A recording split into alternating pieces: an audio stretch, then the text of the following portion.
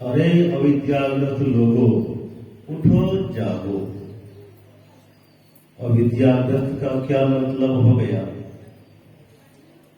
एक बार भगवान बुद्ध किसी एक विद्वान से पूछते हैं, अंधेरी रात में आंख देखती क्यों नहीं है?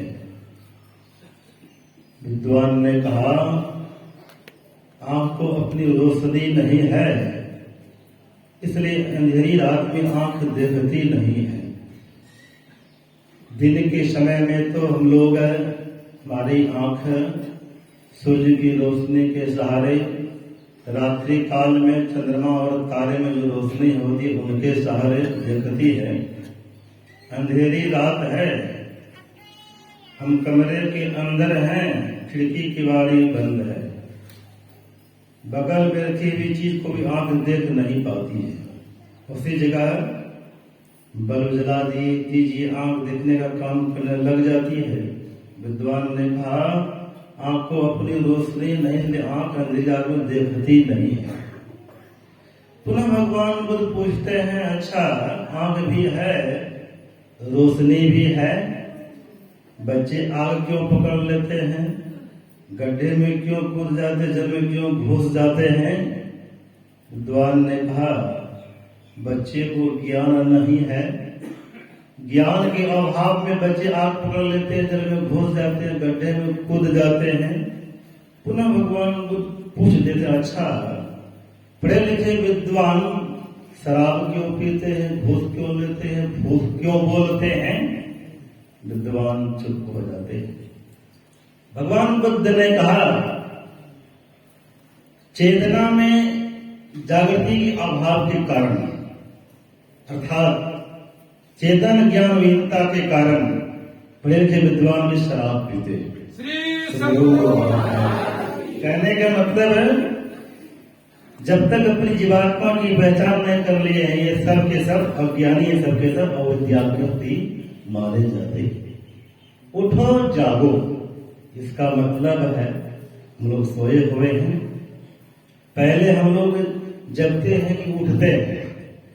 साधारणतया लोग कहेंगे नहीं, बोलो हम लोग जगते हैं तब उठकर बैठते, तब चलना प्रारंभ होते हैं। लेकिन वास्तविक में हम लोग पहले उठते हैं। अभी सुन रहे थे ना, क्या सोवे तू मोह की नींद में, उठी के बजनिया में लागे। और उठ जात मुसाफिर भोर भई, अब रैन कहाँ जो सोवत है। राधा साहब की वाणी में आया है, क्या सोवे जग में नींद भरी, उठ जागो जल्दी भोर भई, उठने की बात आई। गुरु महाराज की वाणी में, क्या सोवत कपलत के मारे, जाग जाग उमर मेरे। था पहले हम लोग उठते हैं। जागृता अवस्था हमारी चेतन धार दोनों आंखों के बीच में रहती है। स्वप्नावस्था में कंठ में, जब अचेतावस्था में जाते, गहरी नींद में जाते, जीवात्मा हृदय का मतलब छाती में आ जाती है, जो हृदय अज्ञा से कोई रखा जाता है। फिर हम लोग जगते कैसे हैं? हृदय से उठ करके, ऊपर उठ करके कंठ चक्र में, अब वहां से आज्ञा चक्र में जीव आती है, जब हम लोग जगते हैं। प्रथम पहर जागे समय, पहर दूसरो भोगी, चोर जागे तीजे पहर, चौथे पहरे जोगी। प्रथम पहर रात में, अर्थात 6 बजे से 9 बजे रात तक प्राय सब लोग जगे रहते हैं। हालांकि तब महात्मा के दृष्टिकोण इसको जगना नहीं कहा गया है। माया मुख जागे सब सो सूता कर जान, दरिया जागे ब्रह्म से सो जागा प्रमाण। जान नहीं तब ही जीव जग जागा, जब सब विषय विलास विरागा। ये वस्तुतः साधारणतया हम लोग जगे रहते हैं। प्रथम पहर जागे से प्राय हम लोग 9 बजे के बाद ही सोने जाते हैं। अब पहर दूसरो भोगी, दूसरे पहर में भोगी लोग जगते हैं।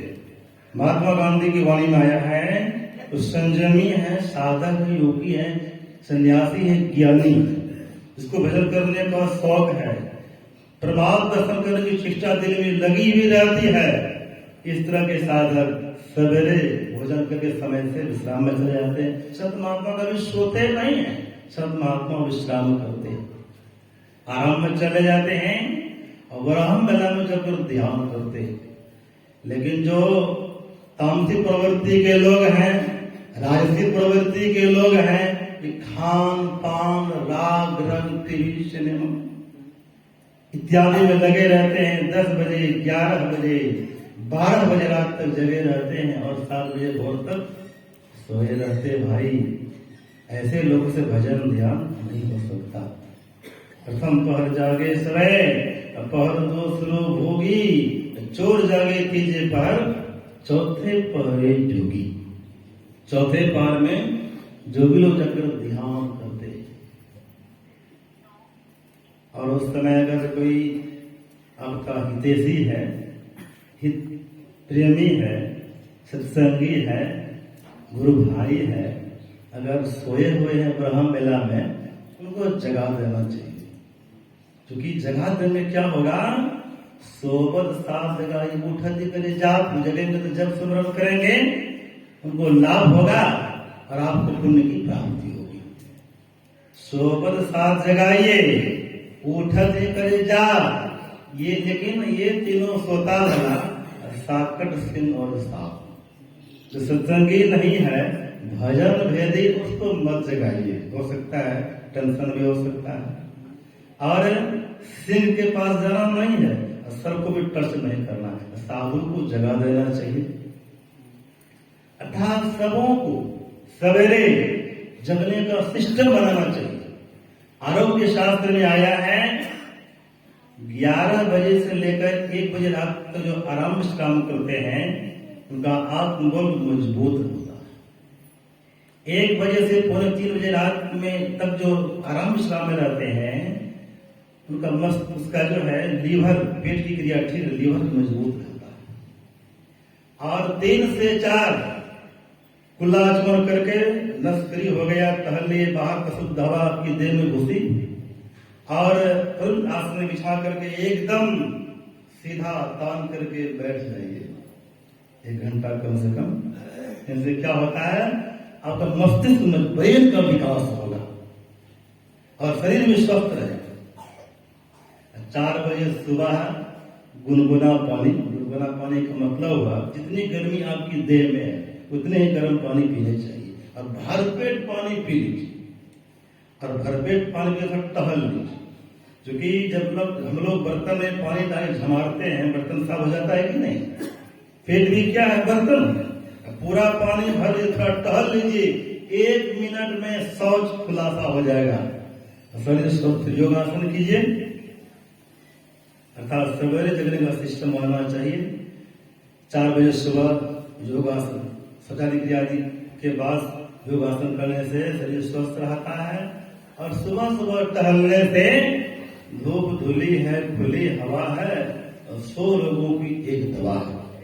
इसलिए दिन को हरि स्मरण करो, रैन जागी कर ध्यान। इसके लिए शर्त है भूख राखी भोजन करो, तजी श्रवण को बाद समय पर सोएंगे तब समय पर नींद टूटेगी, तब समय से ध्यान कर पाएंगे।